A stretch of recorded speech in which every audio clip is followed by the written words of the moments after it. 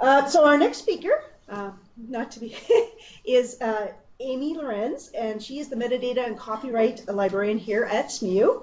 And she's actually going to talk about, I could say the title, but she's basically going to talk about things other than just open textbooks to do open educational resources to support that.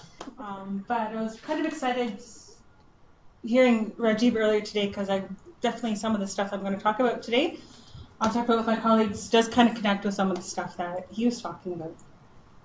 So as a relatively new professional who's still paying off her student loans, I'm excited to see what future open education will be. An introduction to myself, but... Okay, Ignacia, we can actually hear you typing, so if possible, if you can just, so your sound is cutting out. So if you could put yourself on mute, that would be helpful. And Amy, when you're speaking, can you focus more on the mic right there in front of you? All right. And let me know if it gets better. All right. So my name's Amy. I'm the metadata and copyright librarian here at St. Mary's. I may not take the whole 10 minutes, but I'm pleased to talk to you all today. I'm a nervous talker, so if I start talking too fast, talking too low, please let me know. My friends have called me the mumbler, and my colleague Heather tells me that I'll just stop dropping when I teach a class. And it's something I'm conscious of and working on, so please just let me know if that happens. Last slide. Oh, sorry. Okay. I still recall my bitterness 15 years ago of having to purchase a required textbook. Only 200 pages, paperback for $75, to only have the professor refer to it once. In the first week of class, and never again. I went to resell it after the semester was over to the bookstore, and they were going to give me $5 for it. I'm like, what? $5? Because it wasn't going to be signed again anytime soon? I kept it out of spite. What I paid for an unused book could have gone towards a week's worth of groceries, one-fourth month's rent, but instead, they just wanted to give me pop and a bag of chips. Slide. Sure. In talking to my colleague Peter Webster, there was this group back in 2009. And you can kind of see that committee looks familiar to what Rajiv was kind of talking about, what we need to do as universities to kind of move open education forward. So this was formed in March of 2009. And it was kind of created down for the SMU VP Academic and VP Finance. There was a response to students who had concerns about the rising cost of textbooks, like I had 5 years before then, and students 10 years later still have. It was chaired by my colleague Peter. Hi, Peter. and one of the most interesting things about it that I learned was at this past committee that one of the main issues on the form that Peter kind of let me know what some of the stuff was working on was students being required to purchase texts which are then too little used in the course of study. Other concerns of focus from the committee were frequent new editions of textbooks which contain little course-related material, discrepancies between course sections and textbook costs, and non-essential online supplemental materials sold as new textbooks. And so the committee consisted of several members. These ones, the librarian, Peter, bookstore manager and textbook buyer, the SMU president and VP academic, since we see our 2 VP academics here today, faculty, continuing education, and a disability resource facilitator. I'd really like to bring this committee back to St. Mary's. I think it did some really important stuff at its time. And some of the stuff that was really noted, and some of the stuff we'll probably hear with open education, is the academic quality must come first. That there is kind of a weird understanding that if it's open ed, it might not be good enough. What can we do to help that and to make sure that we're not reducing costs passing down to students? They identified some objectives, a plan to communicate individually with faculty, as well as some future considerations. The committee only lasted about less than a year, unfortunately. But one of the objectives specifically relates to using of library material, access to our library resources, such as our databases, links to articles, and stuff for course packs. Looking at these options, I think back to my prof and the little used book that cost a lot. There could have been options for them to use. The chapter we did use could have been placed on reserved. scanned, and placed in course pack or LMS. Fair dealing would cover this today. Happy Fair Dealing Week. Slide. So I got to thinking about this service that we offer as part of my role in the copyright library, is that perhaps this was something that came out of that committee unintentionally. And the syllabus service are to help faculty choose material with the least impact on cost to students. So it would involve a faculty member sending a list of content to the office, so that would be me and my colleague Patricia and Suzanne, who then reviews the content and advises on the best way to provide it to the students. First, by determining if it's part of our licensed content, if it's available through open access, or if it's eligible for an education exception in the Copyright Act, such as fair dealing. And if a permission to use is required, we will provide assistance in obtaining it. We would work on getting that transactional license. That cost would not be directly passed down to the student. You wouldn't have that sticker shock that you get when you go to the bookstore. But we haven't had too much uptake.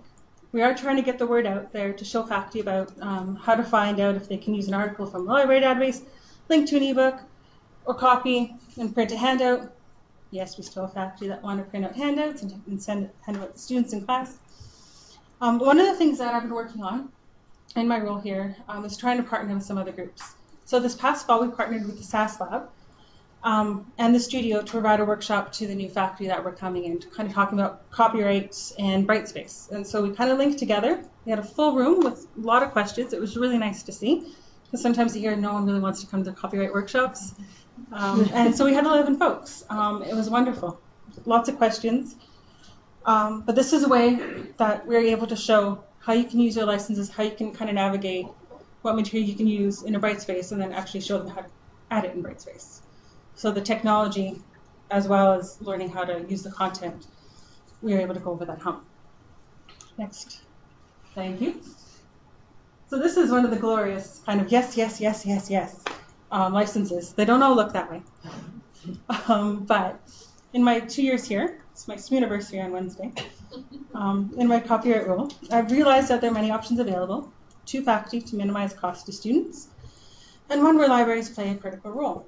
We follow licenses first here, and then fair dealing, when we're working with faculty on providing course materials.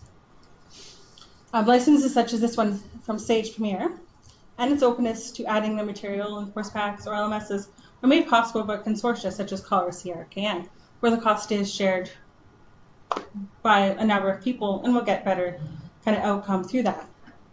Well, I know the original title of this talk that you would have saw today would have been just licenses, creative liberty. But they are one of the ways that we can help faculty provide material to students while absorbing the costs, either as part of consortium or negotiating ourselves. And I just want to give a shout out to Cynthia for all you do. Because one of the things that I was looking at the other day was about the checklist for how to negotiate license agreements, and that there's a section on fair dealing in there to make sure that we don't give up fair dealing. And Queen's has a really good presentation that they've done as well about not giving up those rights in license negotiation. Next slide. Am I talking too fast? Is this okay? Is it making sense? Okay. So it doesn't mean we're not looking at open educational resources or open textbooks. We are. And this is a guide that my colleagues have put together, and my name is on too. And it's a culmination of once was kind of a long time working group by my colleague about kind of websites and trying to find open stuff online. And now it's kind of a focus of open textbooks and a guide about open educational resources. Now, while a lot of changes are underway in regards to fair dealing, another shout out to Fair Dealing Week. And if anyone's here, Wednesday, I'll be talking about learning management systems and fair dealing. And not all subscriptions we have are open as the one I showed you. And there's lots of changes. There's lots of competing interests to think about in the publishing, copyright world, as well as bookstores, and kind of partnering with them. And that it is important to reach out to faculty, work with students, and you can provide good contact with minimal impact to student pocketbooks. And while OERs are growing, as we're seeing, it is a movement that's moving. Fair dealing and licenses can also help get you there. Is that?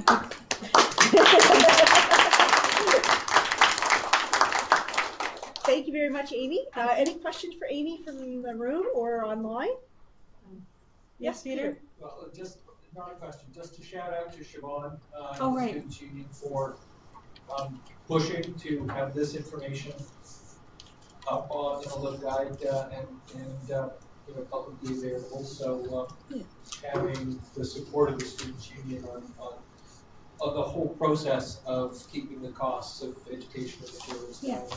Well, and just like in 2009 when it was the Students Union that pushed that discussion. Awesome. Yes. Did you say syllabus service at SMU is just brand new? It's not brand new. I don't think it's been advertised that well. But it's something that I want to try and get out there a little bit more. And something that working with the new faculty and the studio and stuff and just get that ingrained every year and try to get that word out there that we'll take your syllabus and we'll be able to look it over and find the best resources for what you need for your class. Any questions online? You can actually speak by unmuting. And just to give a heads up, Amy alluded to it already, but the CAUL does have an upcoming webinar this Wednesday at 10 a.m. It's called A Tool, Not a Weapon, Fair Dealing in Education.